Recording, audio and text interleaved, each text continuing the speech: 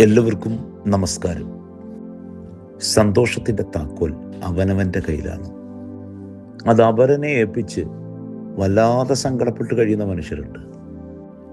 സന്തോഷത്തെപ്പറ്റി പറയുമ്പോൾ മഹാത്മാഗാന്ധി എഴുതുന്നത്, happiness is when what you think, what you say, what you do are in harmony.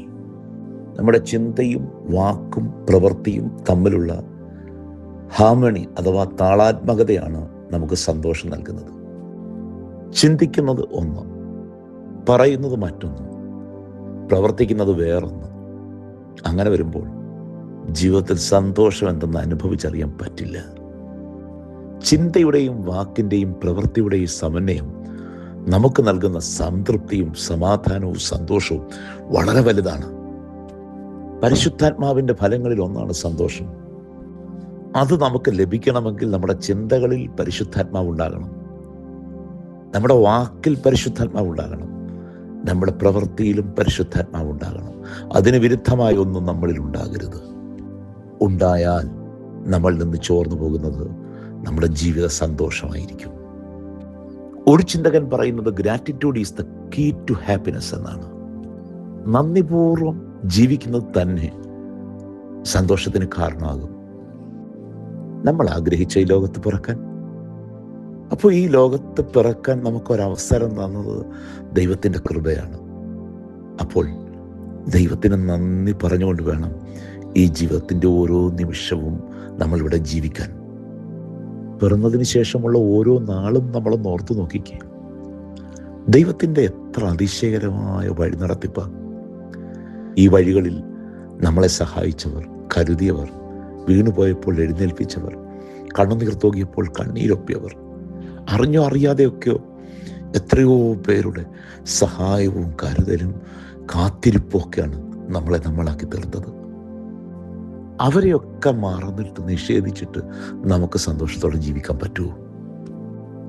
വിജയിക്കുമ്പോൾ കിട്ടുന്ന ഒന്നല്ല സന്തോഷം. സന്തോഷത്തിൻ്റെ ഉൽപ്പന്നമാണ് വിജയം.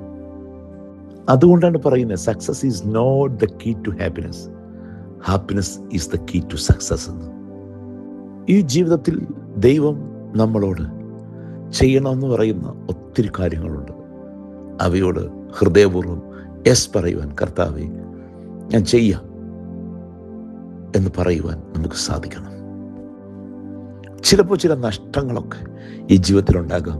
ദൈവത്തിൻ്റെ വാക്ക് കേൾക്കുമ്പോൾ അല്ലെ അതിൻ്റെ പിന്നാലെ പോകുമ്പോൾ അവ ഒരു നഷ്ടമല്ല, അവയെ ലാഭമായി എണ്ണുമ്പോൾ നമുക്ക് സന്തോഷവും സംതൃപ്തിയും ഉണ്ടാകും. സന്തോഷത്തിൻ്റെ താക്കോൽ നമ്മുടെ കയ്യിൽ തന്നെ അല്ലേ? വല്ലവൻ്റെയും കയ്യിൽ അത് കൊടുത്തിട്ട് ആശങ്കയോടെ ഇനി ജീവിക്കണം. 128 സങ്കീർത്തനം 1 വാക്യം, യഹോവയെ ഭയപ്പെട്ട് അവൻ്റെ വഴികൾ നടക്കുന്ന ഏവനും ഭാഗ്യവാൻ. ഒരു നിമിഷം ഹൃദയ കണ്ണുകളെ കർത്താവിലേക്ക് ഉയർത്താം. കരുണാമയനായ കർത്താവേ, ഞങ്ങളോട് കരുണ തോന്നണമേ. കർത്താവേ, പരിശുദ്ധാത്മഫലമായ സന്തോഷം ഞങ്ങളുടെ ജീവിതത്തിൽ അനുഭവിക്കുവാൻ ഞങ്ങൾക്കിടയാകണമേ. പരിശുദ്ധാത്മ വഴിയിൽ കൂടി ചരിക്കുവാനും ജീവിക്കുവാനും ഞങ്ങൾക്ക് കഴിയണമേ. ഞങ്ങളുടെ ചിന്തകളും വാക്കും പ്രവൃത്തിയും സമന്വയിക്കുവാൻ തക്കവണ്ണം ദൈവാത്മാവിൻ്റെ കൃപ ഞങ്ങളിലേക്ക് പകരണമേ. ഞങ്ങൾ യോഗ്യതയുള്ളവരല്ല, ഒത്തിരി കുറവുള്ള മനുഷ്യരാണ്. അവിടുത്തെ പരിശുദ്ധാത്മാവിനാൽ ഞങ്ങളെ വഴി നടത്തണമേ. ജീവിത വഴികളിൽ ഞങ്ങളുടെ സന്തോഷം കണ്ടെത്തുവാൻ തക്കവണ്ണം ഞങ്ങൾക്ക് സാധ്യമായി തീരണമേ.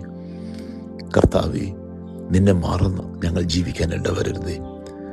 ദൈവകൽപ്പനകൾക്ക് സമർപ്പിതരാകുവാൻ ഞങ്ങളെ ഒരുക്കണമേ. ഞങ്ങളുടെ കുറവുകളെ പോക്കണമേ. ആയത് പിതാവിൻ്റെയും പുത്രൻ്റെയും പരിശുദ്ധാത്മാവിൻ്റെയും നിസ്തുല നാമത്തിൽ തന്നെ ദൈവം തമ്പുരാൻ എല്ലാവരെയും അനുഗ്രഹിക്കട്ടെ.